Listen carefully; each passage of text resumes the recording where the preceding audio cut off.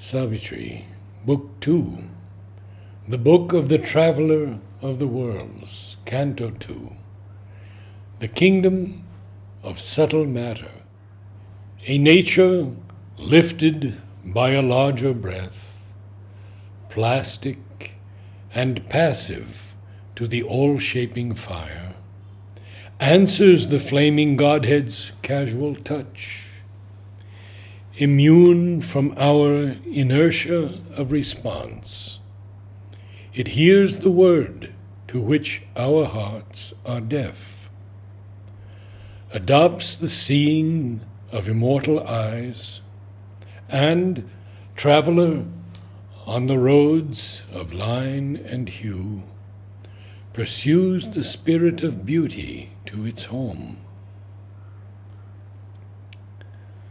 Thus we draw near to the all-wonderful, following his rapture in things as sign and guide. Beauty is his footprint, showing us where he has passed. Love is his heartbeat's rhythm in mortal breasts. Happiness, the smile on his adorable face.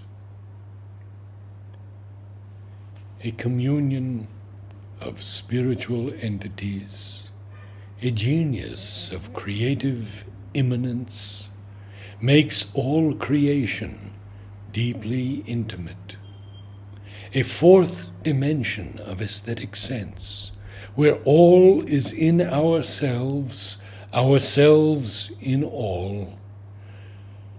To the cosmic wideness realigns our souls. A kindling rapture joins the seer and seen.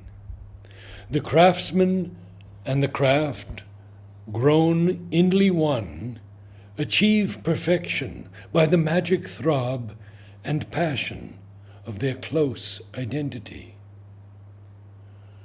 All that we slowly piece from gathered parts, or by long labor stumblingly evolve, is there self-born by its eternal right. In us, too, the intuitive fire can burn. An agent light, it is coiled in our folded hearts. On the celestial levels is its home.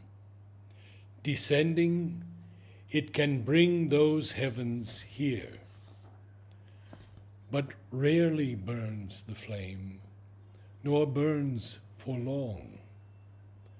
The joy it calls from those diviner heights brings brief, magnificent reminiscences and high, splendid glimpses of interpreting thought, but not the utter vision and delight. A veil is kept, something is still held back, lest, captives of the beauty and the joy, our souls forget to the highest to aspire.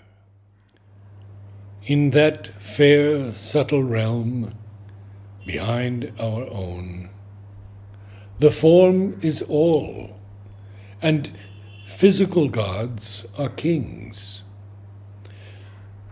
The inspiring light plays in fine boundaries. A faultless beauty comes by nature's grace. There, liberty is perfection's guarantee.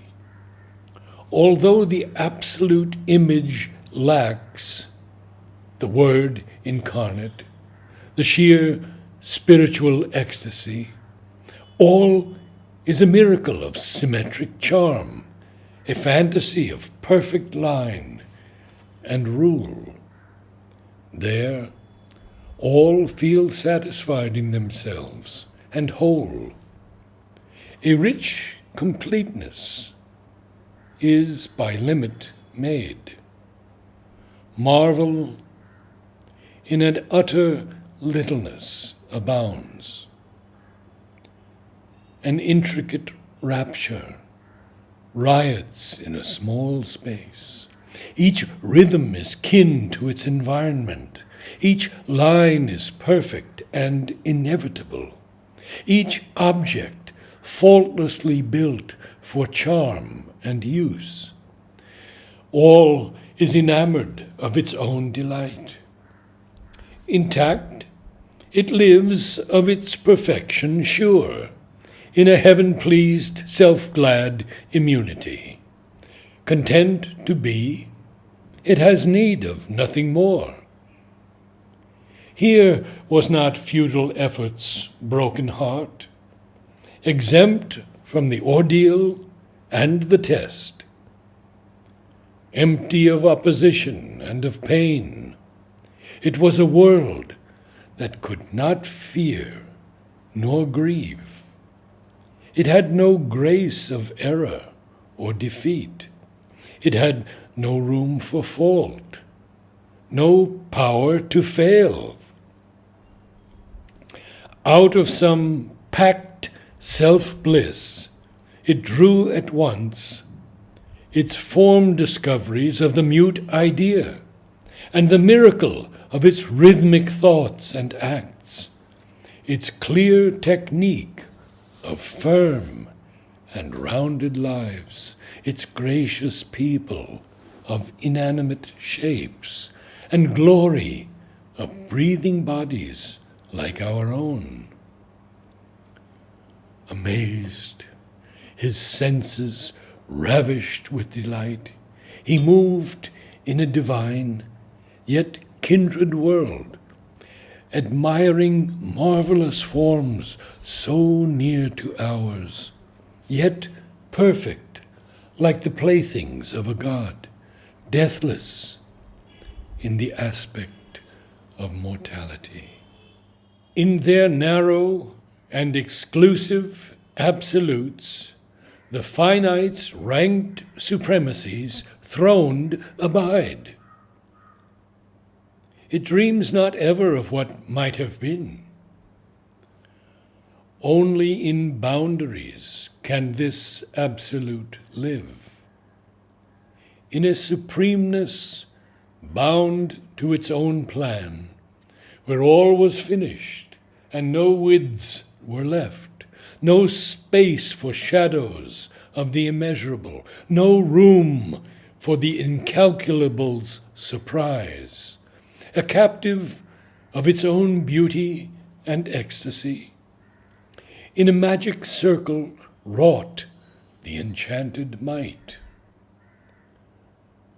The spirit stood back, effaced behind its frame, admired for the bright finality of its lines. A blue horizon limited the soul. Thought moved in luminous facilities. The outer ideal's shallows its swim range.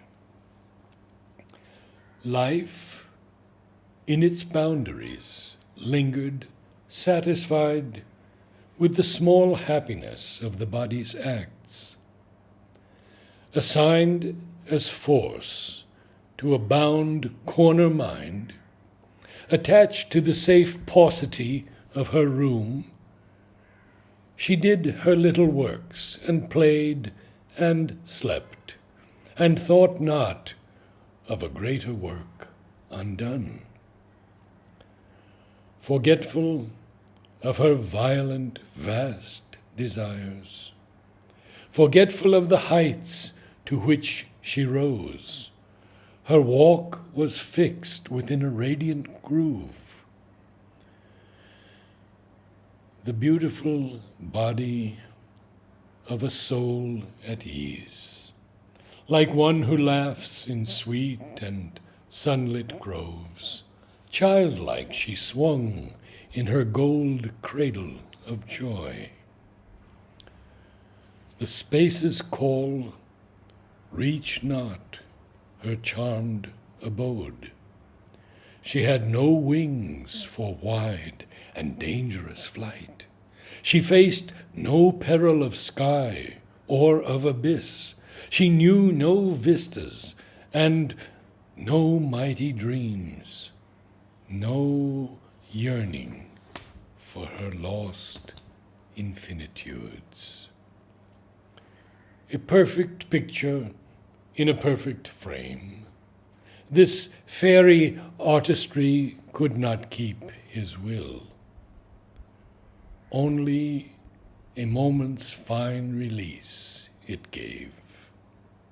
A careless hour was spent in a slight bliss.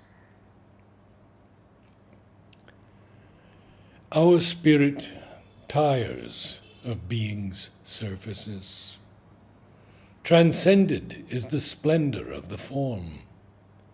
It turns to hidden powers and deeper states. So now he looked beyond for greater light, his soul's peak climb, abandoning in its rear this brilliant courtyard of the house of days. He left that fine material paradise. His destiny lay beyond in larger space.